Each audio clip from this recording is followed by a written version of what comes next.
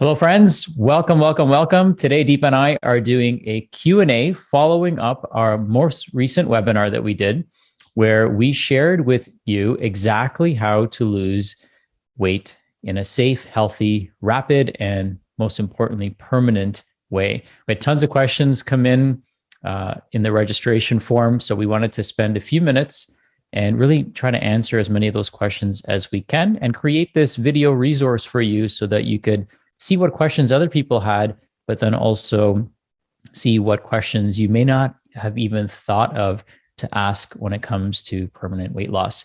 The presentation that we did was 7 unconventional ways to lose body fat safely and permanently.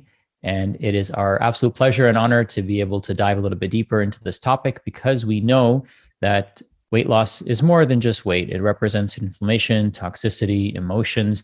There's a whole lot of things that are bottled up into what on the outside looks like body fat, but on the inside can look like something that is very disastrous to our health, unfortunately. So we want to teach you how to do that in a safe way that helps you feel more whole and happy at the same time and really healthy, right? That's the ultimate goal here. Deepa, how are you today? I'm doing excellent. All right. What are you most grateful for? I always love hearing what you have to say about gratitude. I'm most grateful for my family and this beautiful weather. I really love summer and the sunshine and the heat. So I'm super grateful for that as well. All right. And we'll talk about that, how getting outside is so important and how sunshine is so important for our health. We as human beings are like plants. We can't negotiate with a plant how much sunlight, water, and soil and nutrition and the conditions that we're going to create for it. So human beings are very similar. There are certain non-negotiables when it comes to our health that we can't out-supplement and we can't out-test. And certainly we want to try to avoid removing body parts if we absolutely can. I find that as science advances, people are looking for more zany and complicated solutions. Our philosophy is always to keep it simple. And, I'm grateful for this opportunity to be of service to all of our listeners today and to be of service to our community and help people move their health in the right direction by unlocking their inner potential, which lays unfortunately dormant in so many of us. So we want to kind of wake that energy up inside of you, wake that potential up inside of you. And we hope that this presentation and simply answering your questions inspires you to do that. So let's get right into this. We're going to try to keep these answers short and sweet and to the point and really try to be as helpful as we can. And Deepa and I will go kind of back and forth to make sure we're both adding some context from our individual perspectives about these questions. So one of the most popular questions that came in are, what are some healthy ways to lose weight and keep it off? So Deepa, I'll let you kick us off and share what are your thoughts on permanent weight loss? So from my perspective, weight loss is all about lifestyle, right? It's not like a short-term thing that you do for 10 to 12 weeks and then that's it, you go back to your old ways, right? It's really about creating and designing a lifestyle that's not just going to sustain weight loss, but also really create health, right? Which is then going to help you overcome things like, diabetes down the road or cardiovascular disease. So it's all about creating healthy habits. So a few of those things that we really like to focus on with our clients, one of the most important things that commonly gets overlooked with losing weight and keeping it off is sleep. Right. So we really want to make sure that we focus on getting good quality sleep. And we went over this in quite lengthy detail on the webinar, but, a few tips for you to implement are making sure that you're following the circadian rhythm, right? So a lot of the times when it comes to sleep, we think about what we're supposed to do right before we go to bed. But one of the most important tips for getting a good night's rest is to try to get morning sunshine. And so what it means, when I say circadian rhythm, is really aligning your body's internal clock with the sun, okay? Because all our hormones follow a rhythm and a pattern that's aligned with the sun. So in the morning, when we get morning sunlight, that raises our cortisol, which is a good thing. In the morning, we want cortisol to be high. and it really sets us up for a good night's rest. Another tip is try to keep your wake time and your sleep time pretty consistent, right? So a good sleep schedule for most people would be anywhere from about 10 p.m. to about 6 or 7 a.m. You really want to also strive to get at least 7 to 8 hours of good quality sleep. And the reason why we focus so much on sleep is because if you're not getting enough sleep and if you're not getting good quality sleep, then that's going to really dysregulate a lot of your hunger and appetite hormones. So two of the hormones that really get dysregulated when you don't get enough sleep are a hormone called ghrelin and a hormone called leptin. So when you don't get enough sleep, leptin levels decrease, and leptin is your satiety hormone. And so you're never going to feel satiated no matter how much you eat the next day if you're sleep deprived. Okay, you're constantly going to feel hungry. And that's also because ghrelin increases. And ghrelin is our hunger hormone, right? So if ghrelin is high, you're always going to feel hungry despite what you've eaten. Okay. And also, when you're sleep deprived, you're going to consume on average about 350 more calories the next day. Even one night's worth of sleep deprivation is going to result in, an excess of calorie consumption the next day. And for most of us, that calorie consumption when we're sleep deprived, it's not carrots and cucumbers. It's usually sugary and salty food, right? And for most people, it's going to be sugary food. So one of the keys to healthy ways to lose weight and keep it off, as I said, there's a whole list of things, but one of the main pillars that we like to focus on is sleep.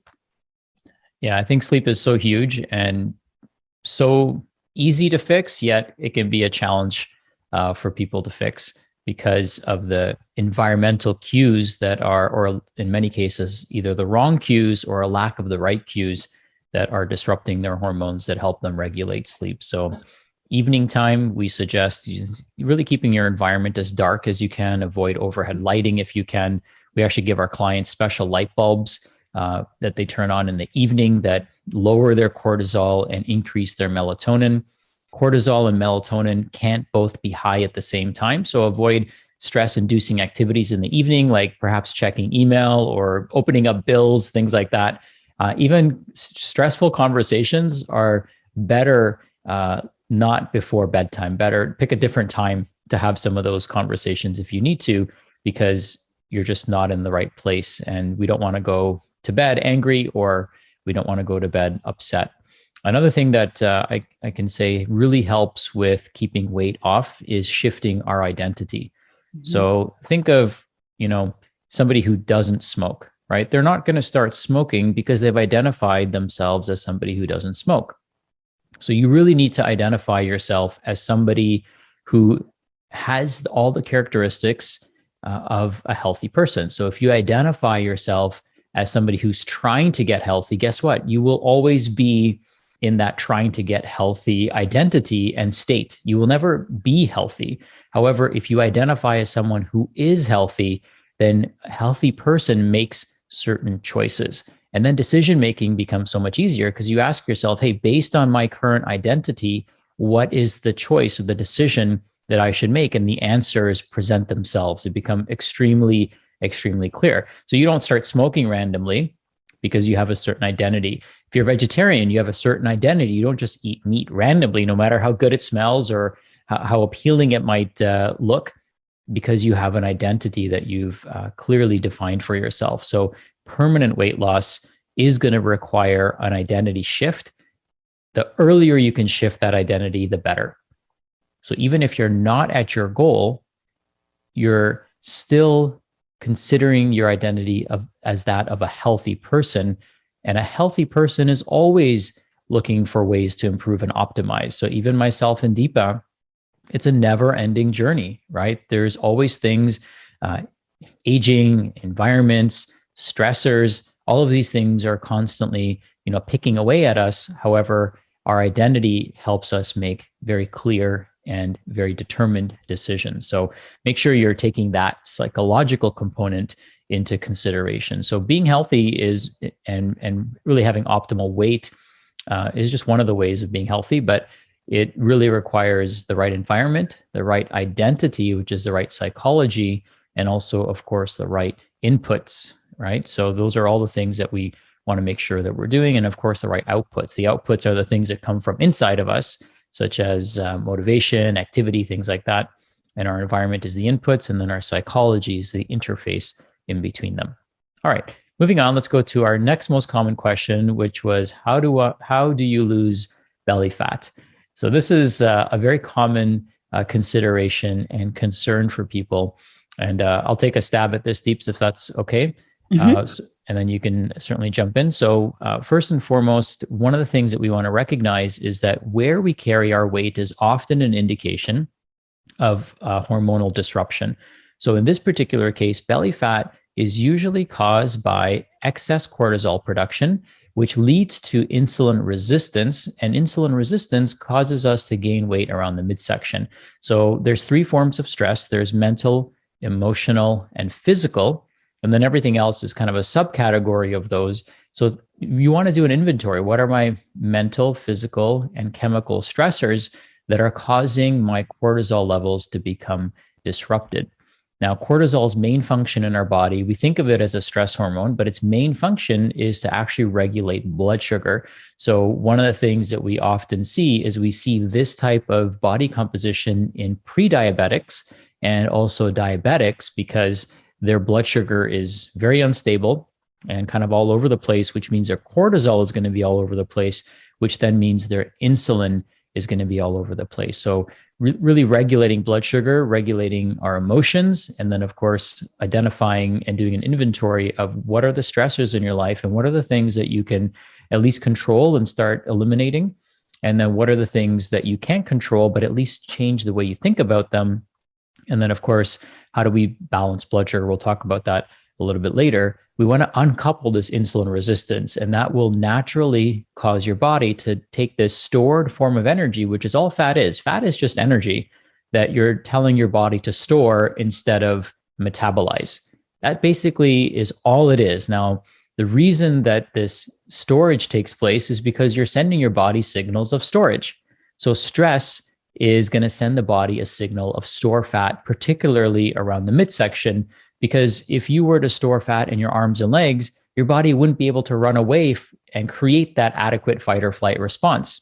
So it's saving that energy. However, it's intelligently saving it in the midsection because that's actually, believe it or not, the best place, most efficient place to carry it in order for you to be able to survive a fight or flight type of situation. However, it's also the most toxic. So it's the best place to store it from a physical standpoint, and even from a energy.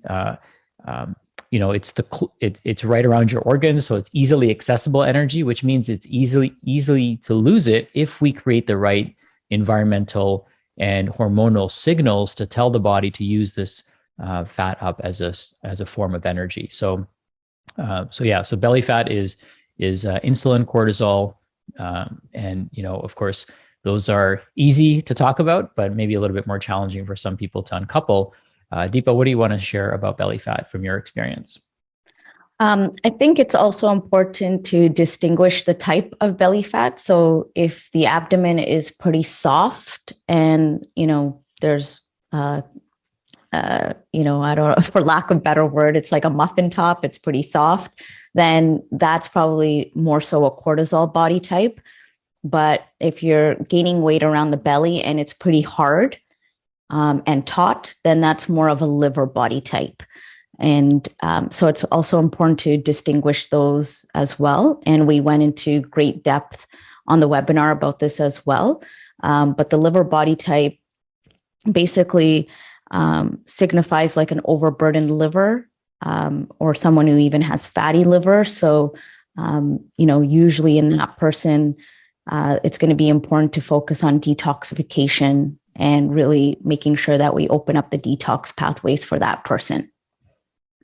Yeah, so huge to take that into consideration as well. So there's the rigid abdomen, right? So this is somebody where the abdomen is taut and there's a lot of water retention, and that's where that tautness comes from. Whereas, and really that's on the other side of the abdominal muscles, whereas this type of belly fat is on the outside of the abdominal muscles. And, one is water weight, one is primarily body fat. And so big, important distinction. Thank you for that. All right. Next question. So another question that comes up quite often is, how do I balance my hormones? And that's a great question because, as I mentioned with the previous answer, that really tapping into our stores of body fat and mobilizing them as a source of, basically infinite energy is the function of our hormones. Hormones are basically chemical signals, and they essentially tell our body cells what to do, what functions they should be carrying out. So, balancing your hormones is probably one of the most crucial elements of overall general health and wellness. We want to have well-balanced hormones and hormones being released at the right times to carry out the necessary functions for our health. Now, there is a master regulator of our hormones, and Deep, I'll let you shed some light on the HPA axis, because this is the master gland that regulates all of our downstream hormones. Yeah, so the HPA axis stands for the hypothalamic pituitary adrenal axis. And so the hypothalamus is located in our brain, and it basically outputs certain hormones to then signal to the pituitary to then signal to the adrenal glands to release certain hormones. So the hypothalamus is basically what governs all your hormones, whether it's your adrenal hormones, your thyroid hormones, and your male and female hormones. So that's things like estrogen, progesterone, and testosterone. So when it comes to balancing hormones, we really like to focus on taking a more upstream approach and really focusing on the hypothalamus, because we find that most people are a combination of the different body types. So there's the 4 different body types are the cortisol body type, the estrogen body type, the thyroid body type, and then the liver body type. And most people are a combination of those 4, which then, obviously represent different hormonal imbalances. So we really want to make sure that we, when we focus on the hypothalamus upstream, we're focusing on rebalancing all of those hormones rather than just micromanaging them down from a downstream approach. Yeah, and an example I can share just to give people context is, think of your hypothalamus like the thermometer in your home, the thermostat really.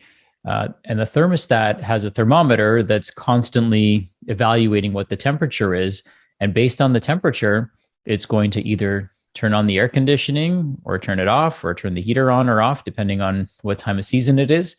And so one way to manage the temperature in your home would be to open the doors and windows. So if it's in the winter and it gets too hot, you can open up the doors, and temporarily that's going to result in a change in the temperature. The temperature in the home is going to drop. And guess what? If you close the doors, the temperature is going to come back up because of the thermostat setting.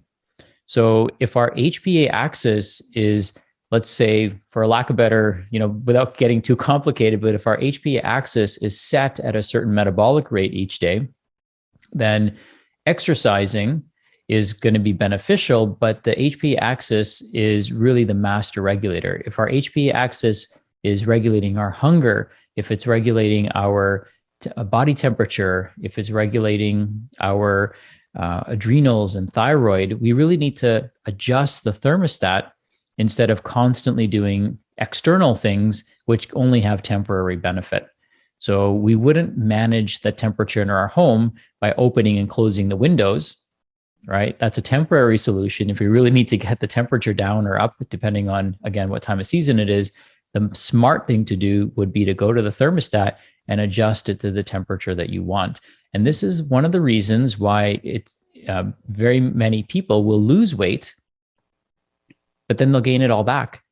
And they'll gain back, almost the same. They'll go back to the weight that they were, maybe even sometimes a little bit more, because they haven't adjusted the thermostat.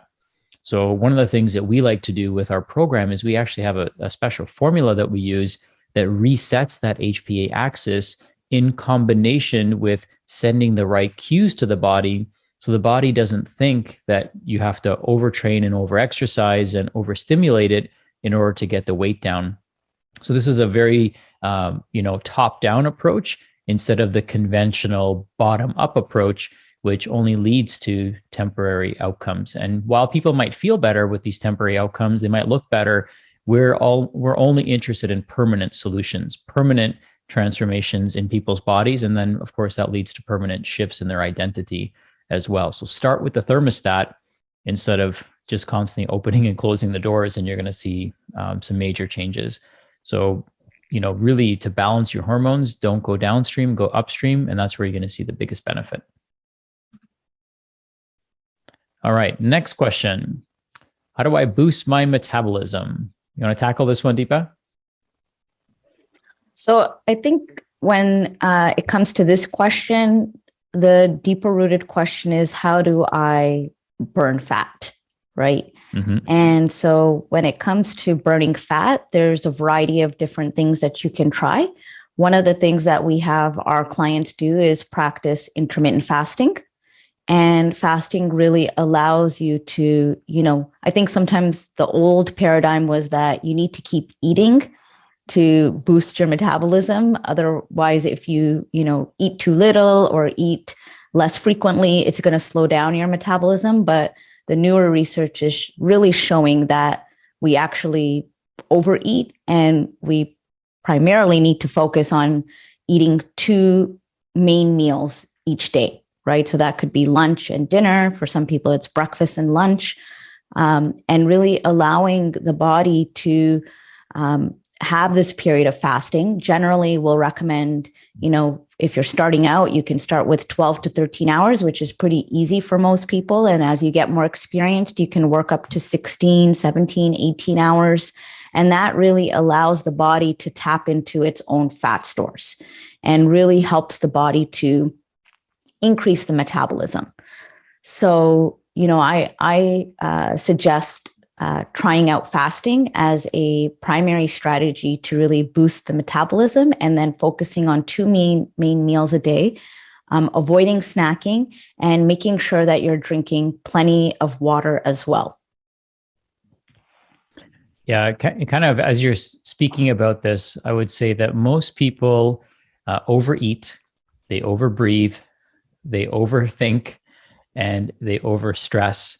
And this leads them to really sabotaging any health goals that they have. So, when it comes to, increasing the access to body fat, I think an important thing for people to do when they are fasting is to realize that you can't fast and be in a constant state of stress. So really, you want to focus on not just avoiding eating food if you are going to do intermittent fasting or extended periods of fasting, but you really have to give your body and your systems a break. Because if you're in fight or flight while you're fasting, well, guess what? You're not burning fat as a source of energy. You're burning glycogen as a source of energy, and you're going to crash, and you're going to crave sugar, and you're going to crave all the wrong foods, and you're going to think fasting is really hard. But we all fast, right?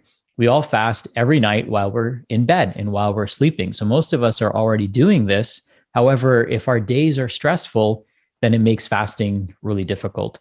So if you are going to try fasting and experiment with it a little bit, make sure you're doing that in a period of time where you're going to be able to relax and chill out and not have the burdens of your day-to-day life, if and when that's possible, right? So make it a point to fast, but also make it a point to de-stress and decompress so that you are truly giving your body that ability to burn body fat instead of burning glycogen, which then is going to cause you to feel hungry. And nobody likes to feel hungry, right? And it's okay to feel hungry, but I understand nobody likes that feeling. So you're going to feel so much more energy and so much more balanced and stable if you can also kind of regulate your stress response during your fasting period. All right. How do I lose weight in my thighs and hips? So we talked a lot about different body types and body compositions. And Deepa, you were mentioning you went to the bank yesterday and you saw somebody who had really, wide thighs and hips, and you just wanted to kind of reach out to her and say, hey, listen, this is what your problem is. This person's probably going to the doctor, probably looking in the mirror, probably going to the gym, maybe even trying to eat healthy, feeling frustrated that she's not seeing results. What would you, if you could talk to her right now, face to face, and she was receptive to hearing what you had to say, what would you say to her? Well, I don't, I guess in terms of how I would approach her, I guess I would just ask her what she's tried or if she's looking for help. But, when it comes to this particular distribution of weight, it's for many people a imbalance in estrogen. So they're what we call estrogen dominant. And so this person is going to experience heavy periods, mood swings, maybe some PMS. They're going to experience maybe uterine fibroids or endometriosis. They're going to maybe experience some vaginal dryness or itchiness. If they're in that menopausal type of age, then they might also experience some hot flashes and night sweats. And so the key for this person, once again, what we discussed, the hormonal imbalances, but we're really going to want to address the hypothalamus once again. But then for this person, one of the main things is also going to be to avoid toxins. Okay, so buying organic fruits and vegetables. If you eat animal proteins, then you want to make sure you're buying clean, animal proteins, grass-fed meats, because if you're buying conventional produce, conventional dairy, conventional meat, that's going to be really loaded with toxins and chemicals which mimic estrogen in the body. So I remember a few years ago, we went to an apple orchard, and we took our son Devin there, and we saw so many women who were had this estrogen dominant body shape. And the apple orchard that we went to wasn't organic. We kind of just went there to experience it and to show Devin how apples grow. But we saw so many women with this estrogen dominant body shape because they're probably using a whole bunch of pesticides, and these women are constantly being exposed to it and inhaling all these toxins all day long, right? Other areas where you might want to look into are your personal care products, right? The average woman, I think the stat is like first thing in the morning, they're exposed to like hundreds of chemicals just from their perfumes and lotions and shampoos and makeup. So you really want to try to switch over to more natural products. And then cleaning products can be a huge source of toxins too, and also plastics.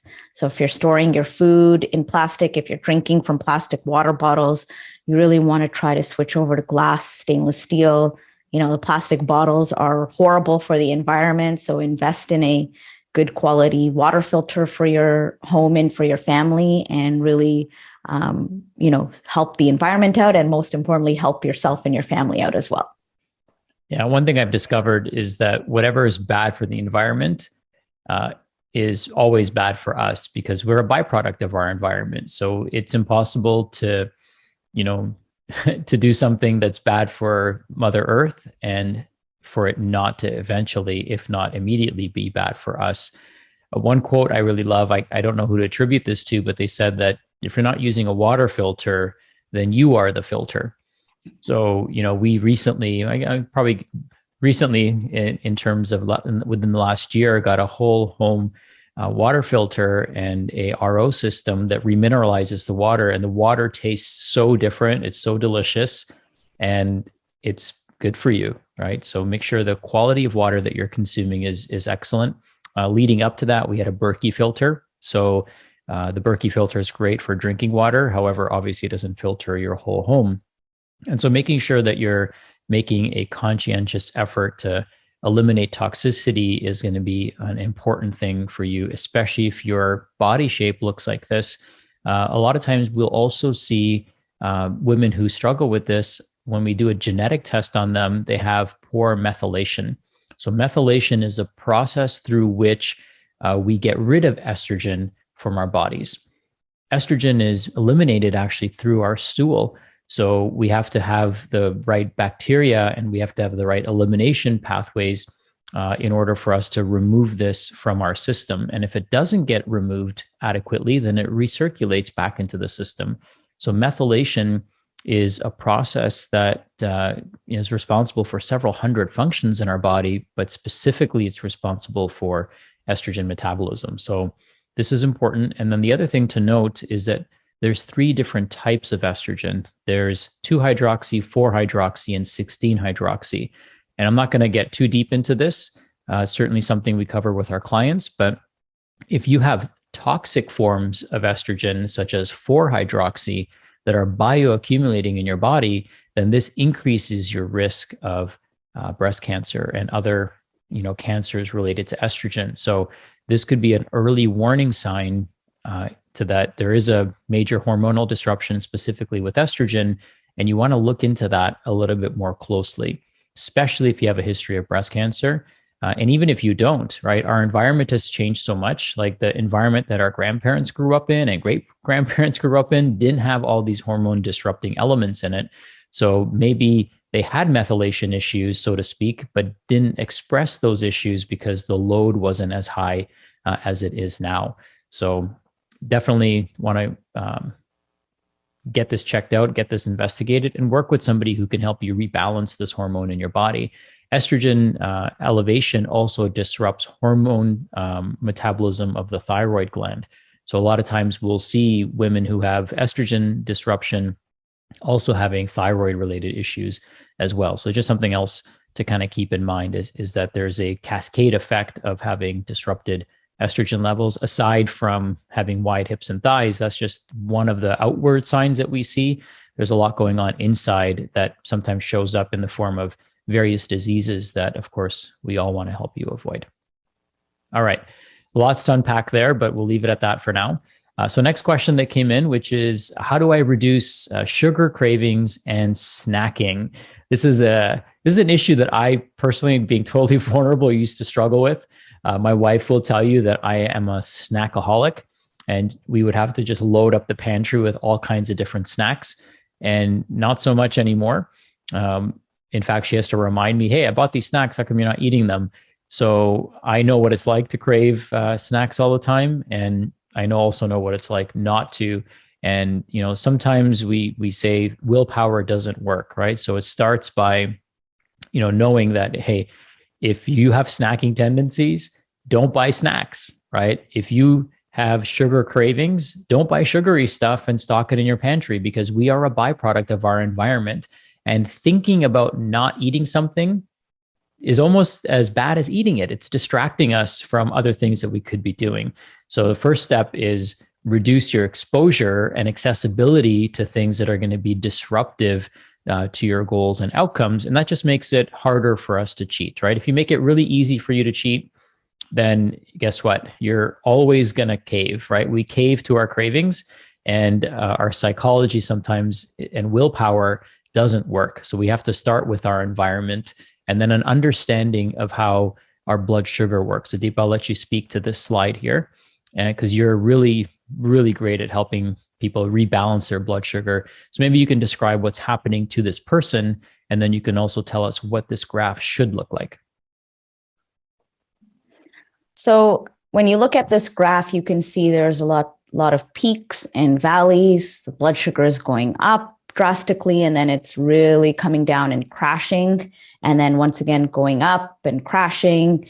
And so there's this constant roller coaster with the blood sugars going up and down, up and down. And so let's say in the morning, you eat a muffin, maybe, some cereal. That's going to send the blood sugar go skyrocketing up. And then whatever goes up must come down. So it's going to then go through this sudden crash. And when it goes through that sudden crash, you're going to crave something because your body is almost in a hypoglycemic state. And in order to get over that hypoglycemia, it needs a kick of sugar again. So then you're going to reach for, maybe a piece of toast, right? And then once again, blood sugar is going to go up, and then it's going to come crashing down again. And so this is also going to cause they call it being hangry. It's going to cause mood dysregulation, right? You might be really irritable, might be really cranky and frustrated. And that's because your blood sugar is very unstable.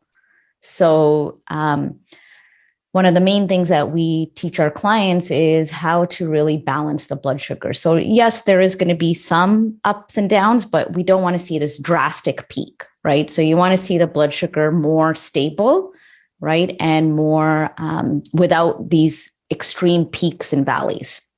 So really trying to, eat foods that are going to balance the blood sugar. So these are going to be whole foods, anti-inflammatory foods, unprocessed foods, foods that don't come in packages, right? Avoiding sugars, refined carbohydrates. And usually for sugar cravings, what I find with my experience is that when you stop sugar, the first 4 or 5 days, might be a bit of a struggle. But once you get over that hump, the sugar cravings go away pretty quickly. So, as Sachin said, you got to create that environment. So don't buy the food, right? Once you kind of stop the sugar intake, then you can get over the cravings pretty quickly. I think it's also important to note that when your blood sugar crashes, then you're going to be releasing tons of cortisol. And that release of cortisol creates insulin resistance.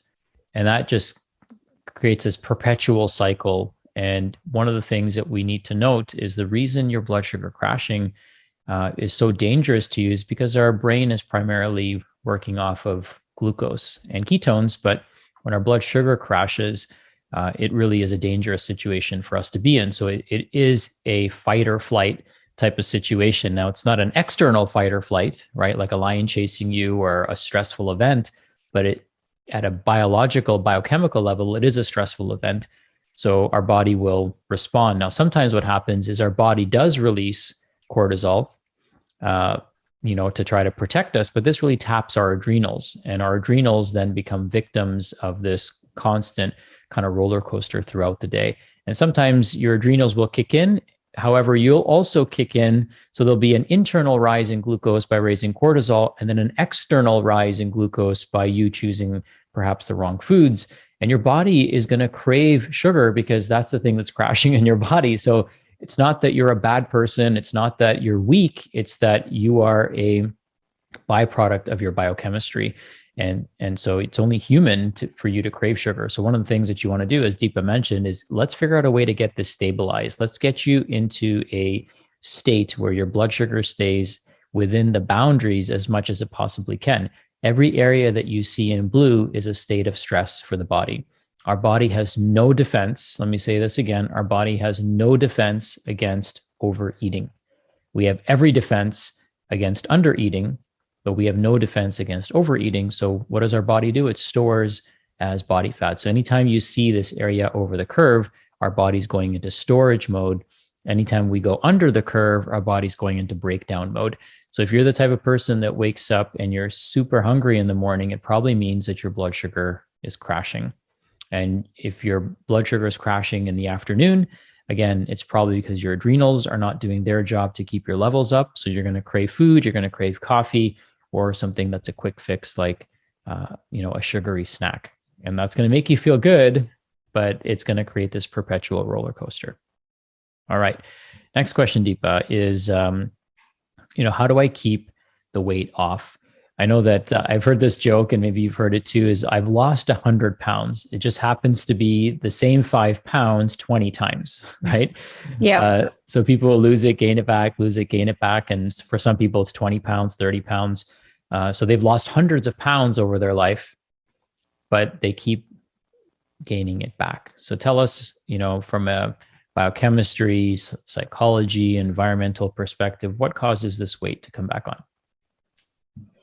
Well, I think it's kind of what we had touched on earlier is really shifting your identity and really focusing on health first, right? So if we just keep focusing on weight loss, then we're not really focusing on shifting your health, right? So really implementing healthy habits, and really having that consistency, right? And what I find for most people is that they may know intuitively what to do, but I think in terms of keeping the weight off and losing the weight too, because it's kind of a two-step process. You got to lose the weight first and then keep it off. For most people to be successful long term, they need accountability, right? They need to have someone there to check in on them, to make sure they're moving in the right direction, to give them that support and that feedback, and really help them to implement the lifestyle upgrades that are required for you to keep the weight off long term. Yeah, it really is all about our environment, our identity, our paradigm, our belief system, right? Which is what our paradigm is. And surrounding yourself with the right people. I found that there's three things that people need. They need a roadmap, right, to safely get the weight off. They need a guide that's going to hold their hand, hold them accountable, but also be there to support them and lift them up when they seemingly fall, and not only fall, but also to be there to celebrate their victories. And then they need a community, right? A community of like-minded people, because all of us are climbing our own version of Mount Everest, whatever that might look like. For some of us, it's the Mount Everest of being an awesome mom. For some of us, an awesome entrepreneur. For some of us, an awesome dad. Whatever the case may be, we're all climbing our own Mount Everest. And I can reassure you that no successful mom or dad or entrepreneur has done it on their own.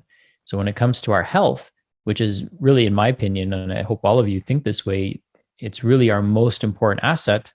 Why wouldn't we get the right roadmap, find the right process? Why wouldn't we find the right mentor and guide?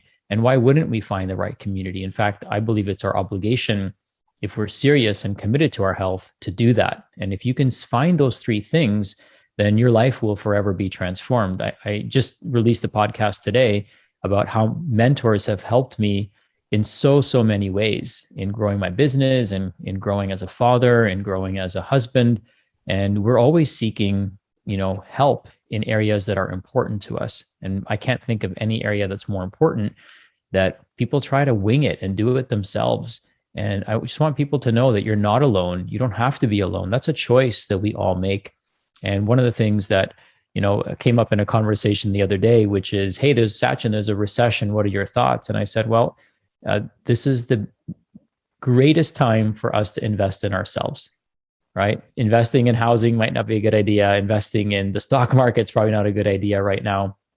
But investing in yourself is probably the best place, no matter what's happening outside, in the outside world, is the best place for you to invest, because you can come out of any situation stronger, better, more mindful, more present, have better health, and then pass these skills on to the people that you care about as well. So yeah, I just wanted to add some context there, that you keep it off by really surrounding yourself with the right people and the right person that's going to help you get there, and do it safely, so that you're also committed to sticking to a new way of life.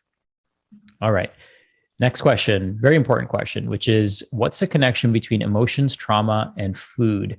I know in our community, we actually had Trisha Nelson, who's a mutual friend of all of ours, and she did a powerful talk on trauma. And we understand that emotional eating is such a big component to the choices that we make and when we turn to food as an emotional crutch. I'd love for you to share maybe some highlights from that conversation that you had, and maybe add some of your own perspective on this topic. So I think a lot of this stems from our childhood. So an example is basically, and I think we all have this to a certain degree. I think a lot of cultures and parents use food with children to soothe their emotions. So, an example that I always give is, a few years ago, I was at a Halloween party at a friend's house, and her daughter got hurt. And, my friend just reached over, grabbed a lollipop from the bowl on the countertop, and the, you know, the emotion of her crying and, you know, having this like outburst was so uncomfortable, right? For us humans, it's so uncomfortable that we just like, you know, she kind of just shoved the lollipop in her mouth to kind of have her to soothe her, right? And so that then creates this subconscious pattern in that child's brain that whenever I'm upset, I can have a lollipop or I can have sugar, right? So it doesn't really set the, and no judgment, right? I know I've done this before too, and it's all about learning and just becoming aware of what this does. But it really doesn't allow us to hold space for that child to process the emotion, which is what, you know, technically should happen. And instead we distract because we find those emotions so uncomfortable. So, you know, really becoming aware of how food was used in your childhood to soothe you is going to be important in your journey. This is, you know, these are some things that we talk to our clients about. We have guest speakers come in to our community to talk to our clients about this as well. And really, you know, I think another big thing is identifying certain behavioral patterns that are pretty common with many women, right? So people pleasing, having difficulty saying no, you know, a lot of these type of behavioral patterns can lead to overeating, right? And so just a few little tidbits there. Yeah, I think emotions play such a huge role. And just to kind of add to what you said, you know, children have a great way of unleashing and releasing their emotions. And for us as adults, we have a great way of hiding our emotions. And emotions are energy, right? It's energy in motion. And so if we keep it bottled up inside of us or we shove it back down, right, in our mouths, so our mouths are a way for us to express emotions. And it's also a way for us to, you know, stuff those emotions back down with food. So that association that takes place, especially at a very young age, is obviously never done intentionally. Like we're not judging because we've made, you know, if I could go back in time, there's certain things that I wish I didn't say or do. However, you know, if you have the ability to think forward and even think backwards and be like, okay, why am I eating this? Right? Am I eating this because I'm upset? Or am I eating this because it's providing me sustenance? And if it's because you're upset, then we need to focus on the what made you upset and how are you releasing or unleashing that negativity and emotion so that it's not being bottled up inside and finding another way out, right? And another way out is disease and illness and dysfunction and disruption in the body. So very important for us to kind of let our children fully express themselves. It's okay if they cry. It's okay if they need to release. Provide them with a safe container for them to do that, because otherwise we're conditioning them to think that they've got to bottle their emotions inside.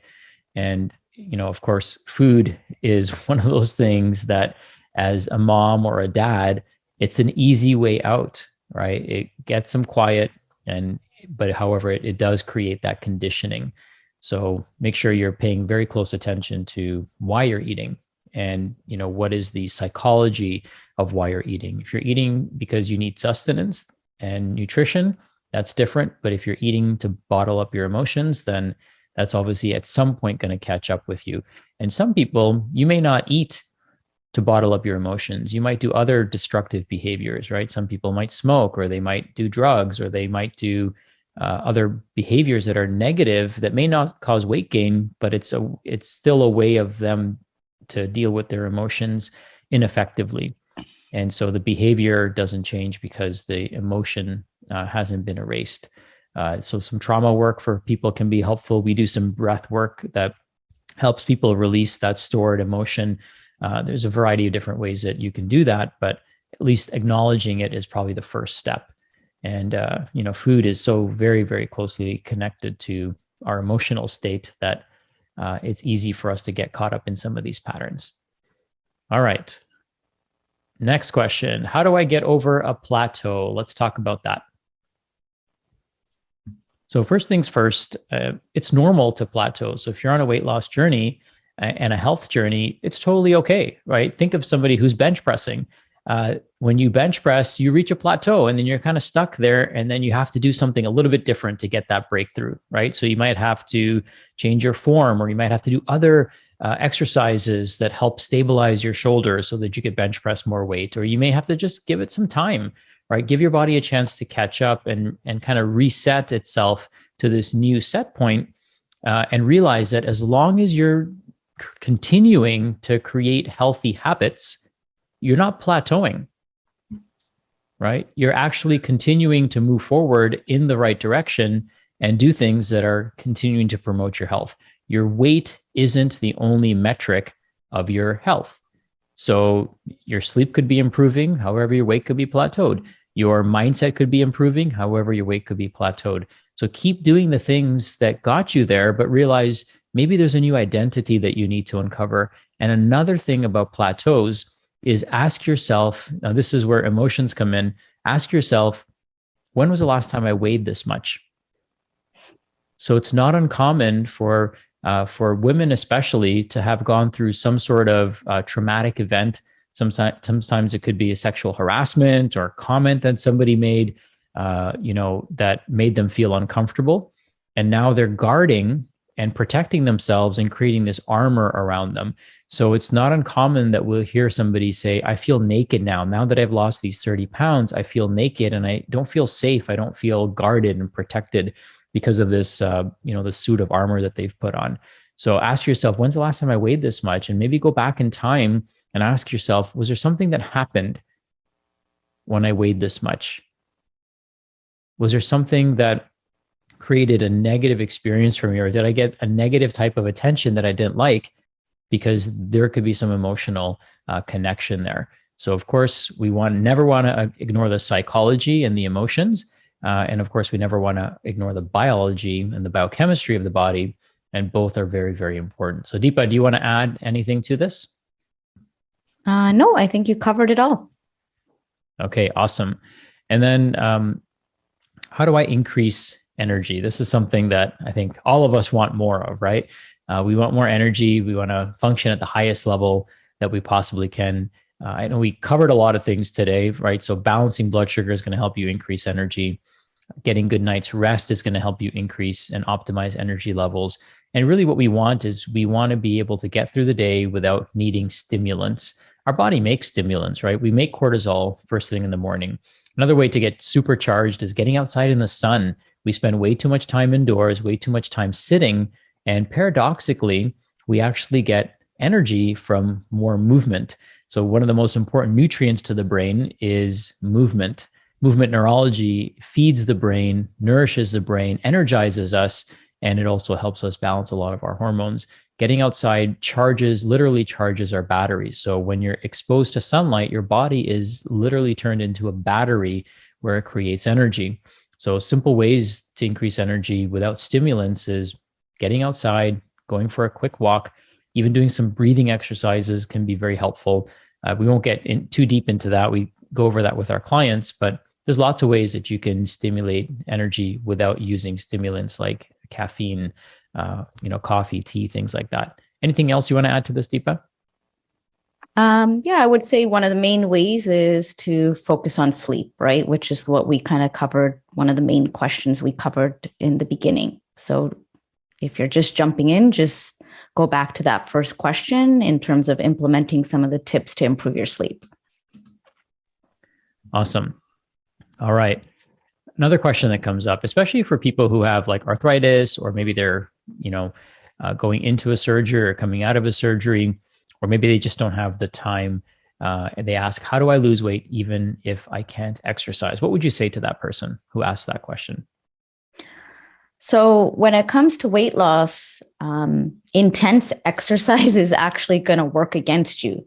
So you really want to focus on, if you can't really move a lot, then you can even do things sitting in a chair, right? But the things that we recommend to our clients is really focusing on things that they enjoy doing, right? So 20 to 30-minute walk goes a long way. You don't have to spend an hour at the gym. And, what they're finding is that the frequency at which you move is more important, right? So you might spend an hour at the gym, but then you're sitting for like 7 hours straight. Well, that 1 hour at the gym is kind of counterintuitive. So really got to get up frequently, right? Make sure you're drinking lots of water, which can really help with, getting you to get up, go to the bathroom, making sure you're doing things like yoga and, moving in a way that is enjoyable for your body and is not going to put too much stress on your body.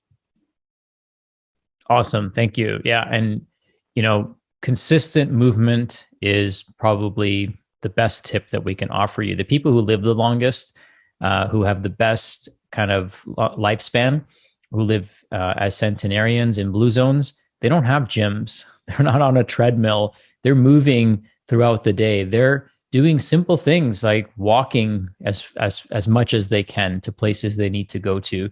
They're going up and down the stairs, right? They're, not just ordering food and having it delivered, right? It used to be that we would at least have to get in our car to go get fast food, and now we're having it delivered to us. So try to be active. Sometimes we delegate a lot of things, like, for example, mowing the yard, right? I'm capable of delegating that to somebody and hiring somebody to do that, but I don't look at it as a chore. I look at it as an opportunity to get some exercise, to get my feet in the ground, to be outside, to break a sweat. There's different ways that we can, it's important for us to stop delegating so much of what we do. Even, chores around the house, doing things like washing the dishes or, cleaning your bathroom, cleaning up your bedroom, mopping the floors, all of those things add up. So stop, delegating those things if you don't absolutely need to, because those activities can add up, day after day, week after week. All right. Next question. How do I lose weight if I have hypothyroidism? So hypothyroidism, that's a whole can of worms. So I'm going to give this some time here, but I'm not going to go deep into this because it can take, an hour to explain the whole mechanisms of hypothyroidism. But hypothyroidism is primarily caused by an autoimmune condition called Hashimoto's thyroiditis. So 90% of people statistically who have thyroid issues actually have an autoimmune condition where their thyroid isn't the problem, it's actually the victim. And so typically your doctor is not going to test for thyroid dysfunction related to autoimmunity because they're actually there's no treatment for it. So there's no medication for Hashimoto's. So instead they treat the symptom, which is a dysfunctional thyroid. The way we would look at this is, let's get your stress levels down. Let's optimize your gut. Let's optimize your liver. And let's make sure your body has all the nutrients that it needs for your thyroid to function properly. Your thyroid primarily makes a hormone called T4. T4 is then converted into T3. T3 is the active form of thyroid hormone. That conversion of T4 to T3 takes place in the liver, in the gut, and in the kidneys. And it requires certain nutrients like zinc, for example, in order for that conversion to take place. Things that will stop the conversion are chronic stress. So chronic and acute stress stop the conversion of T4 into T3. It's kind of like you have a check that's worth $1,000, and in order to turn it into cash, you have to go to the bank. Well, stress will stop that conversion from taking place. So now you just got a check that your body can't use to stimulate the thyroid, to stimulate the tissues in our body and increase metabolism. Stress will also turn your thyroid hormone into something called reverse T3. And reverse T3 stops the thyroid hormone from binding to the cell. Think of your thyroid and adrenals like two different drivers. You can't have two people in the in the driver's seat at the same time. One person has to be driving, the other person has to be in the passenger seat. So under stressful conditions, our adrenals are in the driver's seat and our thyroid kind of takes a back seat. At rest, our thyroid is more active and our adrenals are in the passenger seat. So we have to understand that stress will naturally, biologically, and this is important, will shut off our thyroid because otherwise we'd be overstimulated and our heart would jump out of our chest. So hypothyroidism is very common. You have to look at it from an autoimmune perspective and also from a stress perspective. And those two things are reversible so that you can get the weight off naturally. And we've helped many people reverse their thyroid issues. And I have to be careful what I say, but I'll just leave it at that. All right. How do I lose weight if I'm in menopause? So menopause is a common theme that we see these days. The symptoms of menopause should be no symptoms. So in case you're wondering, what are the symptoms of menopause in a healthy female? And I don't know if that even exists anymore, but in a perfectly healthy female, there are no symptoms of menopause. It should be a seamless, symptomless transition from one stage of life to the next. What happens is nowadays, women, unfortunately, are overstretched and overburdened.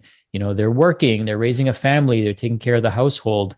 And unfortunately, that leads to adrenal dysfunction. So what should happen as a woman goes through menopause and the ovaries kind of shut down their production of these hormones, the adrenals are supposed to take over and support the person. So we always look at it from that lens. What's going on with the adrenals? How do we support the adrenals? And yes, you can lose weight during menopause. It's actually much easier than you think, but it starts by going upstream, resetting the HPA axis, resetting the circadian rhythm, making sure you're emphasizing the sleep patterns, like all those things make all the difference in the world. So again, this could be an hour-long conversation, but yes, it is possible. And we kind of work with our clients on an individual basis to address their specific needs because everyone's version of menopause is unique and different. All right, next question, is calorie counting important? Calorie counting, in my opinion, is not important because the healthiest people on the planet, the people who live the longest, aren't sitting there calculating their calories. And you're not a bomb calorimeter. So what's probably more important for us to calculate, if we are going to calculate anything, is nutrient density. And really, nutrient density is pretty self-explanatory. If you're eating whole foods, organic foods, foods that didn't have to travel 2,000 miles and sit on a counter, sit on a shelf for 2 weeks, then it's almost very intuitive. You can eat, like we have a garden in our house, so we eat fresh salads pretty much every day now in the summer. And that's going to be a nutrient dense, fresh food that we're eating versus buying salad from the grocery store, which is so far removed from its environment and so long removed from its natural growth cycle that it's not going to be as nutrient dense. It's certainly going to not be as healthy for you. So counting calories is not something we focus on. We focus more on quality of food that you eat. We focus more on, meal timing. Are you chewing your food? Are you sending your body the right satiating signals, by correctly sleeping and creating the right lighting environment? There's so many other things that contribute to why you eat and how much you eat. And calories are a very reductionistic way of looking at how our body metabolizes food. Not all calories are created equal. So 1,000 calories of ice cream and 1,000 calories of, a healthy meal are going to have a completely different immune response in your body. They're going to have a totally different blood sugar response in your body, and they're going to have a totally different inflammatory response in your body. So we focus more on that than counting calories. Now, some people will say, especially the men will say, hey, just exercise more and eat less. You want to eat the right amount and exercise the right amount and do the right type of exercise and eat the right types of foods in relationship to what your goals are. All right. Almost done. All right. Next is, what is the best exercise for weight loss? So here's the thing. The best exercise or exercises for weight loss are really the exercises you love doing. What is it that you look forward to? We call this joyful movement. And so I love playing basketball with my son. That's a form of exercise for me. I love power washing. That's a form of exercise for me. I love mowing the yard and landscaping. That's a form of exercise for me. The best exercises are going to be ones that you enjoy doing, and bonus points for doing them consistently, and bonus points for doing them outdoors. So I play basketball outdoors. I do my landscaping outdoors, and I ride my bike outdoors. So if you can stack different habits, then that's going to be important. Another thing to consider when it comes to a best exercise for weight loss is, are you overtraining? So James Nestor, who wrote the book Breath, he talks about this quite a bit. He says that if you're not able to breathe correctly while you're exercising, you are overstressing your system and you're going beyond a healthy capacity for yourself. So you should be able to do exercise and breathe exclusively through your nose. If you're huffing and puffing and you can't maintain your breath, then you're overworking yourself. and that actually is gonna have metabolic consequences for you. That isn't to say that you shouldn't lose your breath once in a while, but just pay attention to that. Am I exceeding my metabolic capacity? Because many people will unfortunately do that. All right, next thing, is fasting recommended? Fasting is recommended. In fact, the word fasting shows up in more religious scriptures than any other word. So fasting is recommended. We do recommend that you do it under the guidance of a professional, especially if you're unfamiliar or if you have blood sugar related issues or you're diabetic or something like that. However, all of us are fasting. All of us, unless you're eating or have a feeding tube while you're sleeping, all of us are fasting while we sleep. We're just extending that period of fasting, combining it with as much rest and parasympathetic tone as we can.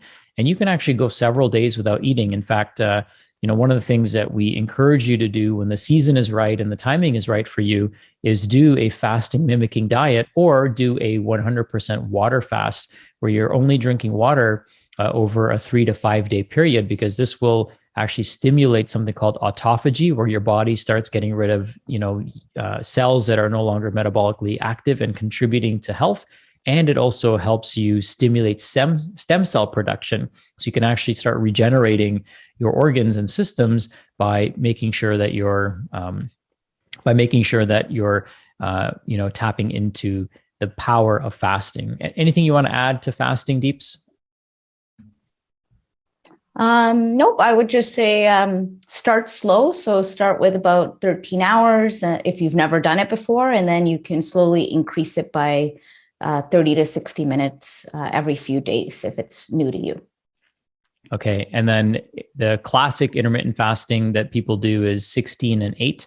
So they're eating during an 8-hour window and then not eating anything except water or coffee or tea during the 16-hour window. So no calories during the 16-hour window. And really, even without restricting your calorie intake or changing your diet, you'll probably start seeing results simply from giving your organs and systems a bit of a break. So consistent and persistent snacking is obviously oppositional to this, and it seems kind of contrarian. However, we're seeing that for health, the less we eat, the longer we live. So calorie restriction has been studied, controlled calorie restriction, not nutrient restriction. Okay, that there's a difference between calorie restriction and nutrient restriction. But when we, eat less, we actually live longer. So that's something to keep in mind as well. And fasting is an excellent way for us to start that process. All right. Now, last question before we wrap things up. And this one is for all the busy people out there. How do I lose time? How do I lose weight if I don't have time? What are your thoughts on that, Deepa? You hear this all the time. So I think it's kind of what we just talked about, right? Is if you don't have time, then fasting is great because that means you only have to think of 2 meals and not 3.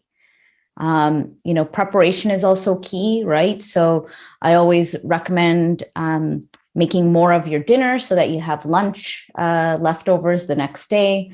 You can also batch cook. So prepping a few dishes on the weekend goes a long way, especially on the weekdays when you're, probably busier. So just some of those few simple tips can be really helpful. And then, I think Sachin had mentioned it a few times, is really creating that environment, right, where you have healthy foods and snacks around and where you don't buy, the unhealthy stuff, right? So that is going to help you reach for foods that are more in alignment with losing weight rather than processed and unhealthy foods. So tips are try fasting, right? That saves a lot of time if you don't have to prep another meal. And make sure that you're stocking your fridge and pantry with healthy foods that are, easy for you to grab if you're in a pinch. Yeah, so it's really about most things, right? It's about planning, it's about efficiency, and looking for opportunities to save time, and even asking yourself, hey, if I don't have time now, then how am I going to have time for the consequences of what's happening in my body right now? And time is really our most important and valuable asset. So we want to help you live longer. We want to help you live more effectively and more efficiently. And we want to save you time so that you can spend it with your family, doing the things you love, getting outdoors, contributing, volunteering, all that fun stuff that freeing up your time will allow you to have. So thank you for tuning in. I did want to let you know if you're interested in speaking with Deepa and setting up a reset discovery call, we've got this fantastic program that takes all of this into account and more to help you discover the best version of you that you possibly can. We do it all without supplements. We do it without excessive lab testing. We do it with wearable technology, lots of love, and we do it with practical guidance and lifelong habits that we want to help you create and skills that we want to help you develop. So if somebody wanted to set up that time with you, Deepa, they can certainly go to this link, resetdiscoverycall.com. What can they expect during that conversation with you? So on this call, we will, when you schedule the call, you'll receive a form, which is going to ask you some detailed questions in terms of, certain symptoms that you might be experiencing and really grouping those symptoms into different body parts, which is going to help us identify where there's room for opportunity and where you're going to need more support. And then we'll, answer any of your questions, and then we'll see if working together is a good fit or not. Awesome. Thank you, Deepa. And thank you all for tuning in today. We appreciate you. Feel free to share this information with anyone else who might need it. We're here to help. We're here to serve, and we're here to contribute and add value to your life. And I hope you found this session today valuable for you. Thank you. Have an awesome day. We love you, and we will talk to you soon. Bye for now.